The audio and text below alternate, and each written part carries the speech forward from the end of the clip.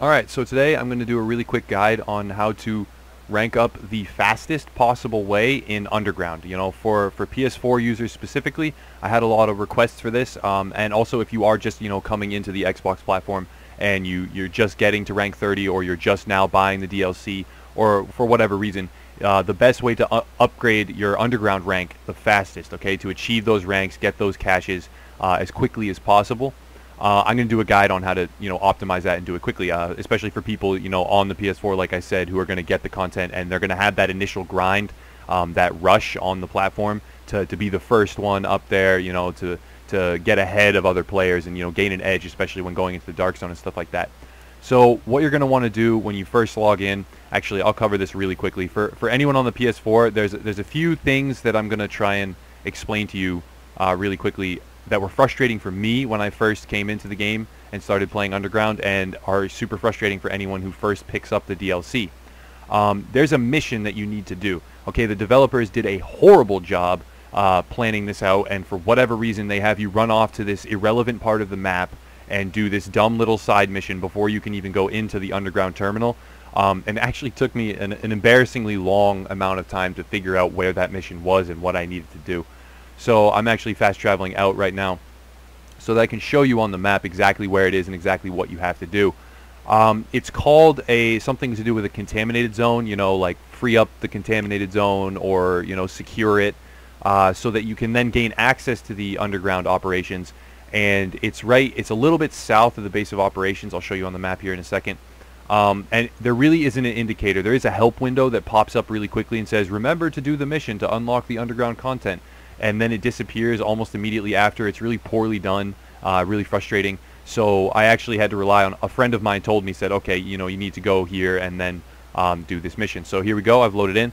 I'm going to pull up the map and show you. So you need to actually go down here to this safe house, to the meat locker, okay? And then the mission that you need to do is directly south of the meat locker, right around here on the map. You're going to come down here somewhere in this area, and it'll appear and it'll show, and you can select it. And then once you get there, you're going to kill a few enemies. It's really easy. You're going to pick up a GPS smartphone that drops from the boss, and then you're going to be able to come back and access your Underground content here.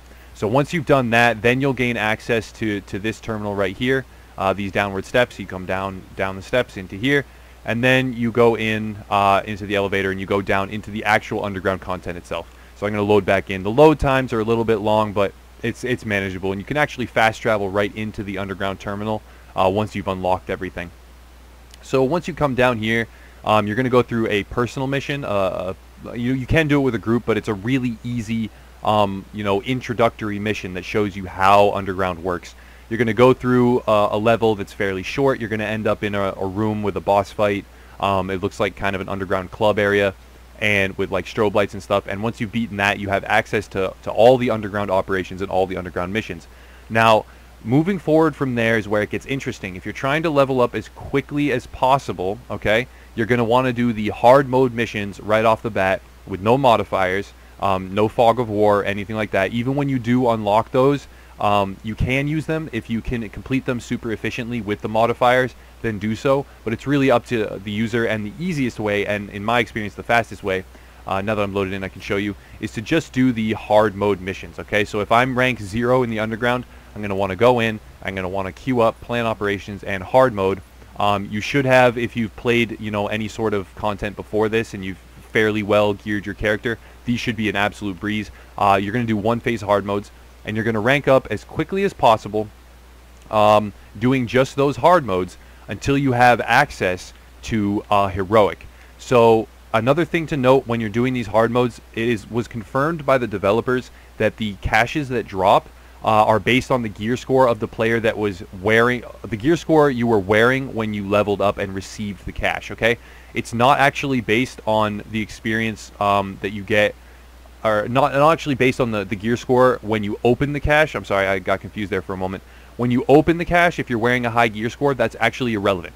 When you actually level up and get the Underground experience and your character advances a rank and gets the Underground cache, the gear score that you have at that point in time is going to determine what kind of gear you get out of the cache, whether or not it's 268 or 240 or 204 or 229 in terms of weapons.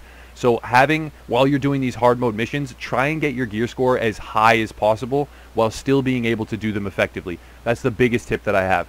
Now, while you're doing these hard mode missions, don't just open the caches when you have, like 1 or 2. Wait till you have a few and then open them in that batch of maybe 3 or 5, and then equip all of the best and hopefully upgrading items that you found, and then do another batch of them. That's my strategy. That's what I used, and it works quite well. So you're going to keep spamming these hard mode missions without any modifiers until you get high enough, it shouldn't be that hard, to skip challenging, because challenging, presents a large leap in difficulty and not that much experience. As you can see, you get 500 extra experience, but the time to complete the challenging missions is so much longer than hard mode that I don't believe it's worth it. So you're going to want to spam hard mode as fast as possible if you are trying to, get to the max rank quickly. Another thing that you want to know is critical infrastructure. There's a specific type of underground mission that is called critical infrastructure, where you have to activate generators and then defend them. There's 3 different generators. You have to activate the first one, defend it, then go to the second one, clear enemies, activate the second one, defend it, multiple waves of enemies come. It's much longer. It's a huge amount longer than every other mission type. So if you get a hard mode mission, it says critical infrastructure right when you get in there, just go ahead and exit right away. It's not worth it to do. It's a horrible game type. It's super frustrating when you get it in a multi-phase one as well, especially if you have the modifier waste not, want not. Just stay away from critical infrastructure at all costs. It's just not fun at all. It's not worth the time. It's not worth the reward. It just takes a lot longer than it should, especially on heroic. But on hard mode, if you don't feel like exiting and restarting, even though that is the optimal way to level quickly, you can go ahead and do them. So as you can see, the experience differential is not that much. You can use modifiers again if you'd like to. Hard mode is quite easy, so if you want to start equipping the modifiers when you get them, it will be a nice little boost. But if it does cut down on the time it takes for you to complete them, then don't do that. And once you have enough experience and you've unlocked heroics, you're going to immediately move to that. And hopefully by that time, you're going to have enough gear that you can complete these. Now, don't worry if these take a little bit extra time. If, let's say, the hard modes would take you 10 minutes, if the heroics take you 20, that's okay, honestly, even though you're not getting double the experience, but you are going to get 268s from the heroics. They're 2 phases. They're going to give a nice big chunk of experience. You can find some intel when you're going through the underground. There's going to be little, what are they? They're like the intel that you find outside in the persistent world, like stuff to do with agents, little nodes on the ground that give you information about like journals and things like that. When you find that in the underground, it's actually going to give you a chunk of experience, so go ahead and pick up every single one of those that you see.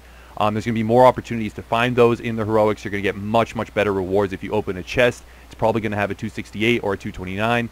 And the caches that you get are going to be nice as well, and the bosses are oftentimes going to drop you the best gear in the game. So don't really worry about the higher time for completion. If it does take longer, that's okay. And once you've unlocked heroics, I would recommend personally what we're doing is that we're spamming the heroics without any modifiers non-stop. And by the time we get to 3-phase heroics, it'll be really nice, and we'll get a much bigger amount of experience. From 1 phase you get 1500. From 2 phase you get to 3,500, and then 3 phase you actually get 6,000. So it's a really big increase. So completing 2-phase heroics is the fastest way once they've been unlocked. Then you're never going to complete challenging or hard modes again, provided you have the proper gear for it and you have a good squad. That's, as far as I know, the best way to rank up in the underground. If there is a better way to do so, as you can see, I'm ranked 24, almost ranked 25.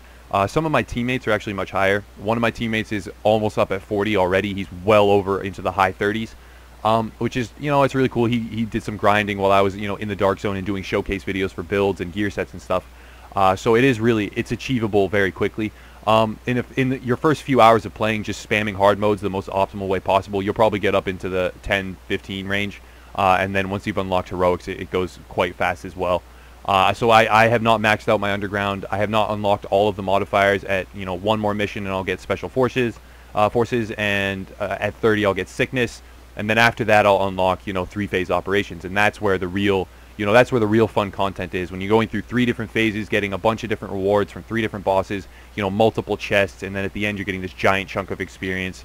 and a good reward. It's really nice. So that's my review of how to rank up in the underground as fast as possible. Hopefully that helps some people out. Some of my subscribers requested this, and I'm really happy to make it, and I hope it was helpful. So thank you for supporting. Thanks to everyone who made the channel move with us, and as always, have a nice day.